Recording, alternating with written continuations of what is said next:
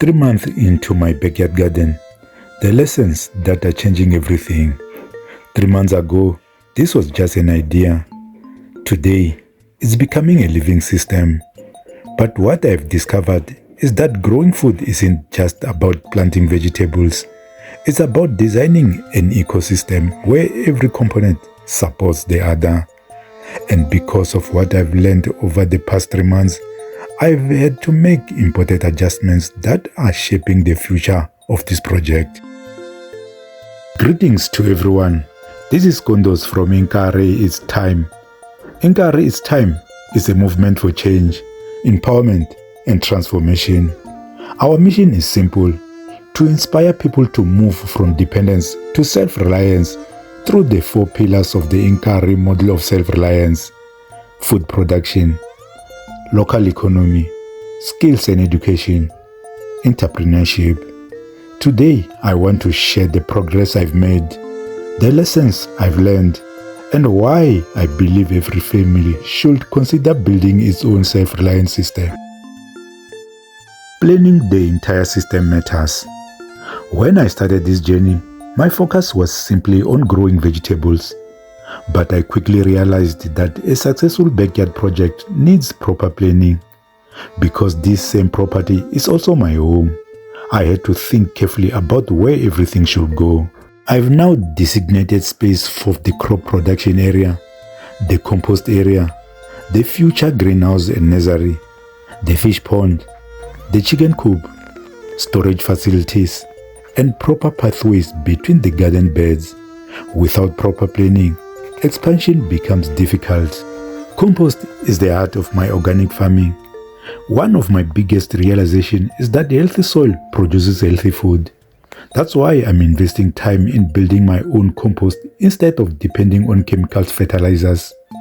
Kitchen waste, dry leaves, grass cuttings, and other organic materials are valuable resources. Instead of throwing them away, they can be transformed into nutrients that feed the soil naturally. Building compost isn't just about saving money.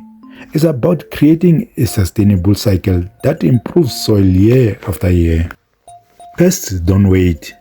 I've also learned that pests and diseases can attack your crops before you even realize there's a problem. That's why monitoring the garden has become part of my daily routine. Rather than relying on harsh chemicals, I've chosen an organic approach. I'm using a mixture of neem oil, water, and small amount of dishwashing liquid to protect my plants. Combined with regular observation and early intervention, this has become an important part of maintaining a healthy garden.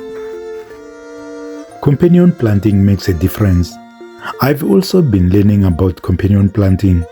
Certain plants naturally help each other by repelling pests, improving biodiversity, and making better use of available space.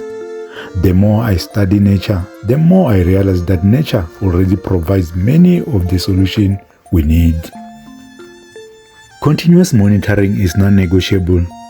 The garden teaches me something new almost every day.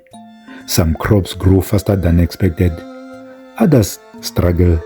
Some need more water. Others need protection from insects. I've learned that successful gardening isn't about planting once and walking away. It's about observing, adapting, and responding continuously. Last week's mistakes led to new adjustments. In my previous video, I spoke about the biggest mistakes I've made in my backyard garden and what I will do differently. Since then, I've realized that learning never stops. Those reflections have already led to practical improvements. One of those improvements is the construction of my chicken house. The structure is now up, although it's not yet complete.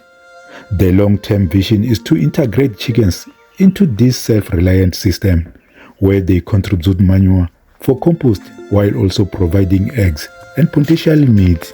This is exactly how resilient systems are built, step by step. Connecting it all to the Inkarhi model. What I'm building is more than a backyard garden. It's a practical demonstration of the Inkarhi model of self-reliance. Food production provides security. Skills and educations come through learning by doing. Entrepreneurship creates opportunities from production. And a strong local economy begins when communities produce more of what they consume. Every small improvement moves us one step further from dependence and one step closer to self-reliance. My encouragement to you is simple.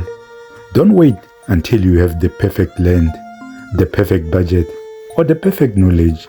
Start with what you have, even if it's only a few square meters. Grow something, learn something, build something, because every seed you plant is an investment in your future dependence. 3 months into this journey, I can confidently say that I'm no longer just growing vegetables.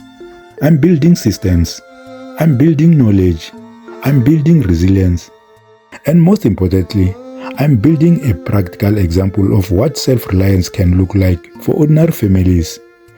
The journey continues, and I look forward to sharing every lesson with you.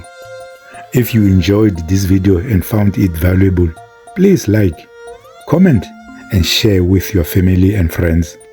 I'll also love to hear from you in the comments. What lessons has your own gardening journey taught you? And if you haven't already, subscribe to the channel and join us as we continue this journey from dependence to self-reliance. Thank you for watching. This is Kondos of Inkarhi is Time signing off.